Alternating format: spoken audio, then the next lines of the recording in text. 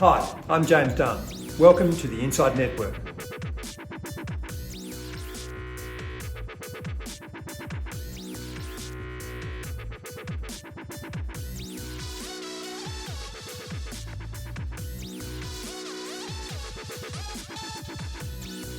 Welcome to INDepth, and my guest is Nick Quinn, co-founder and director of Spatium Capital. And we're talking about navigating the small cap space with a differentiated approach. Welcome, Nick. Hi James, great to see you. Now, Spatium's a very active trader, so take us through the basis of your strategy, because it is pretty unique. Absolutely. It's different to a lot of other small cap majors and probably even some of the large names here in the equity markets in terms of buy, hold, greater than 12 months. We'll get to some CGT stuff later on, but Spatium's main thesis is principally on temporary dislocations, and what we mean by that is we're looking for businesses that have moved away from their peers and have moved away from the market on a relative basis. We're not particularly concerned with the market moving up or moving down. Everything we do is all relative valuation and looking for relative performance, i.e. alpha. To that effect, we're rebalancing the portfolio generally 2 full days a week. Sometimes it takes 3, depending on volumes. Jumping in and out of positions and moving into those positions to generally target somewhere in the 1 to 2% outperformance per position range. Higher volatility companies, we might be looking for 3 in terms of our target entry and target exit bands. Less volatile companies and industries will look for sometimes as low as 60 or even 70 or 80 basis points of outperformance. Again, they're targets. We don't always hit those targets. Our long-term track record's just over 70% of trades we've entered have generated a profit. And to that effect, what we're trying to do is compound lots and lots of small wins again and again with a repeatable and robust framework, as opposed to what some would argue is a little bit more concentrated in terms of allocation and hoping that the businesses you own become 10 baggers or 100 baggers over the time. We don't like that. We're also quite firm on our asset allocation in terms of in the position, each position that we enter is equally weighted. We don't like having any cash at all. We like operating at less than 1% cash at all times. Ethically, it would be wrong for us to charge our clients for fees on cash at bank, which is not quite fair. They pay us to deploy that capital. And then the beauty of what we do is that high turnover approach and how we approach the markets allows us to be quite dynamic in terms of applications and redemptions. As we said earlier, businesses that are trying to, or investors that are invested with us, who are looking to change their asset allocation are able to do so on a monthly basis, and we can facilitate that cash given we're so liquid. So what's the longest that a stock can survive in your portfolio based on the rules? Yeah, it's a great question. So the exact answer to that so far has been 171 days. It was one of our back end of COVID measures. The market continued to rise, as we know, quite astronomically as central bank liquidity kicked in. Again, we're talking about a very, very extreme case on the end. And then there's been businesses we've held for shorter sort of 2 business days where we bought in, realised the price that we were looking to achieve and exited that position. And again, it's probably important not to focus on the extremities and focus on the core. It really does have that clumping around that 30 to 45 day range. And that's principally when, that element of fear we feel and what we're trying to target evaporates from each individual position that we're entering. People, when they're scared and they move in herds, are willing to get out of positions at any cost. They're willing to pay a discount to get out of that, whether that's 1, 2 or 3%. Sometimes it's been 8 or 10% or more. But they're willing to dump a position at any cost. We are at oftentimes the person buying on the other end of that deal, buying into that position when everyone else is scared, when volatility is rising, COVID's kicking in, Ukraine's kicking in, the back end of 2018 housing market's kicking in. We don't stop trading the way that we do. We continue to use our framework approach to keep driving forward. And that allows us to appreciate and then sell those positions back to the market 3, 4, 8 weeks later, depending on what the situation calls for. When you exit, are there times where you think, look, there's more to come for this, there's more on the table, but you have to give that up and move on and not think about it? Yeah, it's a great question, and it comes up quite a lot in some of our financial advisor interviews and things like that. Letting your winners run generally isn't a fantastic idea. It allows you to fall in love with the stock, become emotional, even asset allocate even more to that individual position, become concentrated and forget your diversification rules. We don't like that. And then the other side is that our attribution, our outperformance or our alpha that's been generated almost all of it's come within the first 45 days, 80% of which has come within the first 21 days. Having a business that's gone really well, it's beating its peer set, it's beating the market, letting it run, for example, isn't in our ethos because long term it doesn't allow us to produce that alpha. We are incentivized to sell that position and move it back to a new position where we make the bulk of our alpha in the first 21 days. And again, competing against our peers, we're making our alpha in that 45-day pocket. It's very hard to have a holding period that would stretch out even further. That would hinder us even more greatly. So, Spatium has a pretty unique backstory in that neither you nor your co-founder Jesse had worked as portfolio managers when you started the firm, other than personal portfolios. And you found an initial offshore backer. So tell us how that all came about. Yeah, it's a great question. I mean, we'd worked with other fundies along the way, not on a formal basis or a paid basis, but we'd had people in the industry who'd been in contact with and bounced this idea off for, it's been over 10 years now. And it's something that we work through, and I think our approach to the markets is quite unique in that regard. I'd had a software background. Obviously, my uni was finance economics at Melbourne Uni. Jesse's got his Masters of International Business, and his insolvency experience was pretty useful in terms of our data analytics. But we're approaching it from more a filter-based, framework-based approach, how to standardise an approach to strip out that emotional need, that macro feel, that long-term portfolio management requirement, and approach it quite critically and repeatably, almost a software-based approach. And I think it's been useful to come at it from that angle because it's a differentiated approach to the way the rest of the industry generally thinks by training and traditional PE multiples and things like that, which is not something we generally use pretty much at all. From there, we had it was actually an onshore backer who was a friend of my grandmother's, quite a wealthy individual who had been mistreated by the majors. They were getting on in their days and said that they weren't experiencing the customer service level that they felt they required, and said, we're willing to sort of seed this at the beginning for, I believe it was 100,000. It was the first tranche. It scaled up quite quickly to 600,000. They're still with us today, 4.5 years on. They've had 50% growth in their money. The market's been flat over that time. It's been practically a 9% compound annual outperformance per annum, which has been great for them. But again, it goes back to the core tenet of how do you drive a commercial operation, not just a thesis, not just an idea. Customer service needs to be at the core of what we do. We do have a diversified client base. We know all of them intimately. We know most of their dog names and the husband and wives' names and the kids' names and that sort of stuff.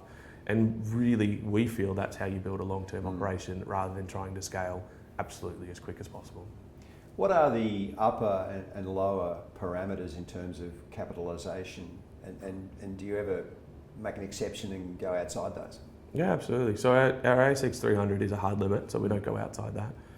In terms of capitalisation minimums, generally that's $1 billion AUD market cap for those businesses. Obviously, some of them fluctuate over time, but approximately that's the cut-off at sort of the 298, 299 band.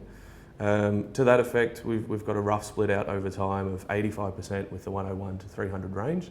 And again, it's been a bit of an education piece in some of our interviews to ensure that as a small cap fund, we're not being pigeonholed as micro caps outside the 300, doing IPOs. We don't use any leverage or gearing either. So it's quite a vanilla product in that approach. It's top 300. A lot of these companies you've likely heard of before. Some of them you wouldn't have. And we do take positions in the top 100 from time to time. Over the journey, that's been about 15% of the portfolio, 85 in 101 to 300. Split about 50%, 35%, 101 to 200, 201 to 300. So it's not that we're any sort of bottom dwellers feeding on low liquidity, not the case. The businesses we own are all $1 billion plus market cap businesses. They all have liquidity. The fund has some pretty tight soft and hard limits in place that we want to stick by. We've been nothing but forthright about this from the beginning. This isn't a product for a multi-billion scale product. In this product, notwithstanding, we do have other products in the pipeline that we're currently working through, investor interest pending. So that's the key approach for this product at the moment. Do you ever have any frustrations with whether it be researchers or investment advisors maybe wanting to use you, or approved product list constructors that find it difficult to narrow down to what you do and what I'm asking, I suppose, is does the industry pigeonhole you, and rather than seeing it fully and understanding it fully for what it is? Yeah, it would have been easier to take a traditional long-only 12-month plus holding ASX 300 fund. The small caps is definitely a tweak that creates some friction. The high turnover approach is something else that creates some friction. But there's been a story we've told time and time again in our personal lives, our families and whatnot. It's almost an anchor approach, the idea of an anchor being mounted to the floor. And at the beginning of this journey, it's actually quite heavy. And as you get sort of to year 1 and year 2 in the relationships you build with people, it gets closer to the middle. And we've found about the 2-year mark is where that anchor then falls over, and then all of a sudden that weight becomes an advantage. It starts to help you. I couldn't tell you, James, how many interviews we've had and meetings and things like that where people say, I don't like it because it's different. It's too different to what I'm used to. Let me think about it and I'll come back to you. And at the 2.5 and 3 year mark, they go, I love it because it's different. And I go, well, hang on a second. If we go back and audit the conversation, which you don't want to do, you'd say, well, these sort of frictions actually become advantages as time goes on. And again, it's probably our current marketing push at the moment to educate the market about our differentiated approach and why it's been working. The high turnover approach obviously suits lower tax rate investors. So what do you see as the ideal kind of client for the fund? And is that borne out in practice in your range of clientele? Yeah, we've got a pretty good spread of clients. We do have some charities and foundations and things of that nature that don't pay tax, and that's obviously something that they're quite happy about. We would go one step further to not necessarily we target low tax rate investors, but we do stress the importance of having a financial advisor and accountant in your corner to ensure your tax affairs are in order. The Spatium Small Companies Fund, by its approach, generally speaking, will always rebalance to $1. Obviously, any unrealised gains in the last 30 to 45 days will carry, but all the realised ones are effectively paid out as a distribution. We've paid distributions of 16.5%, 12.9%. We had 0 for last year. We can thank Putin for that one. We're in a position at the moment to pay distributions again this year.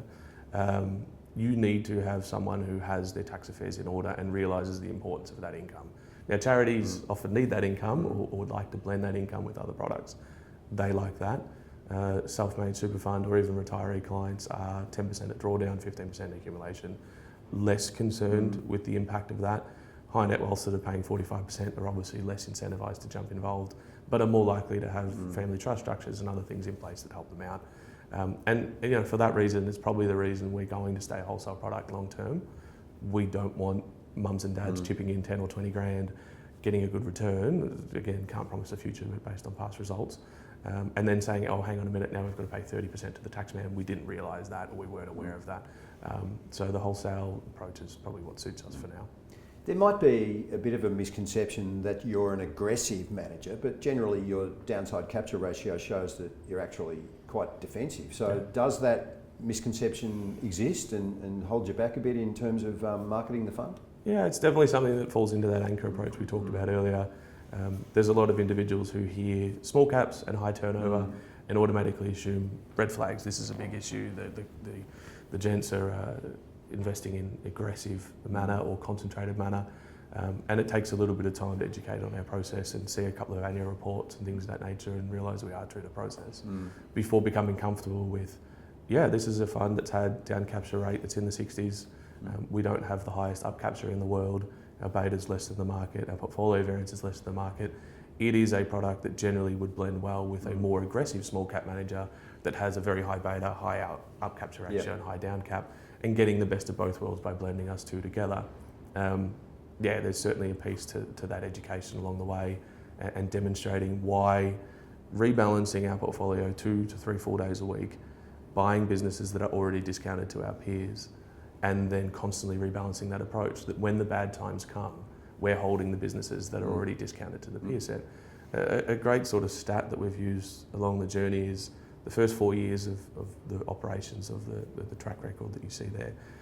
The fund had naturally 48 months that it was involved in. The XSO went up 26 months, it went down 22 months. 17 of those 22 months Spatium outperformed.